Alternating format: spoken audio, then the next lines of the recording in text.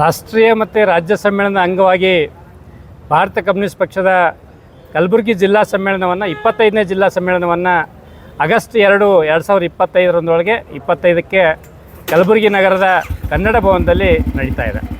ಈ ಒಂದು ಸಮ್ಮೇಳನದಲ್ಲಿ ಇಡೀ ಜಿಲ್ಲೆಯ ರಾಜಕೀಯ ಪರಿಸ್ಥಿತಿ, ಸಾಮಾಜಿಕ ಪರಿಸ್ಥಿತಿ, ಇಲ್ಲಿರ್ತಕ್ಕಂಥ ಸರ್ಕಾರದ ವಿಫಲತೆಗಳು ಮತ್ತು ಕೋಮು ಸಾಮರಸ್ಯದ ಬಗ್ಗೆ ವಿಸ್ತೃತವಾದಂಥ ಚರ್ಚೆ ಆಗ್ತದೆ. ಜನರು ಎದುರಿಸ್ತಕ್ಕಂಥ ಸಮಸ್ಯೆಗಳ ಬಗ್ಗೆ ಚರ್ಚೆ ಆಗ್ತದೆ. ಚರ್ಚೆಯಾಗಿ ಮುಂದಿನ 3 ವರ್ಷಗಳ ಕಾಲ ನಾವು ಯಾವ ರೀತಿ ಹೋರಾಟವನ್ನು ರೂಪಿಸಬೇಕು ಅಂತಕ್ಕಂಥ ವಿಷಯವನ್ನು ಒಂದು ಹೋರಾಟದ ರೂಪುರೇಷೆಯನ್ನು ನಿರ್ಧರಿಸಲಾಗ್ತದೆ. ಈ ಒಂದು ಸಮ್ಮೇಳನವನ್ನು ಉದ್ಘಾಟನೆ ಮಾಡಲಿಕ್ಕೆ ಭಾರತ ಕಮ್ಯುನಿಸ್ಟ್ ಪಕ್ಷದ ರಾಜ್ಯ ಸಹಕಾರ್ಯದರ್ಶಿ ಆಗಿರ್ತಕ್ಕಂಥ ಬಿ ಅಮ್ಜದ್ ಅವರು ಆಗಮಿಸಲಿದ್ದಾರೆ.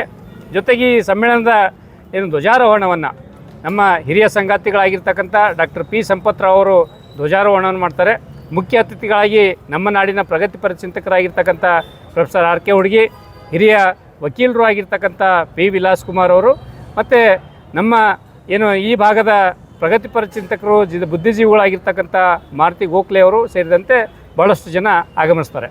ಈ ಸಂದರ್ಭದೊಳಗೆ ರಾಜ್ಯ ಸಮ್ಮೇಳನ ಕಲಬುರಗಿ ಜಿಲ್ಲೆ ನಡೀತಿರೋದ್ರಿಂದ ದೊಡ್ಡ ಪ್ರಮಾಣದ ಮೆರವಣಿಗೆ ರಾಜ್ಯ ಸಮ್ಮೇಳನದ ಅಂಗವಾಗಿ ಮಾಡ್ತಿರೋದ್ರಿಂದ ನಾವು ಪ್ರತಿನಿಧಿಗಳ ಸಮಾವೇಶವನ್ನು ಮಾಡಿ, ಅಂದರೆ ಅವತ್ತು ಒಂದು ದಿವಸ ಬೆಳಗ್ಗೆಯಿಂದ ಸಾಯಂಕಾಲವರೆಗೂ ಸೆಲೆಕ್ಟೆಡ್ ಡೆಲಿಗೇಟ್ಸ್ ಮಾತ್ರ ಸಮ್ಮೇಳನದಲ್ಲಿ ಬಂದು ವಿಸ್ತೃತವಾಗಿರ್ತಕ್ಕಂಥ ಜಿಲ್ಲೆಯ ಸಮಸ್ಯೆಗಳ ಬಗ್ಗೆ ಚರ್ಚೆ ಆಗ್ತದೆ.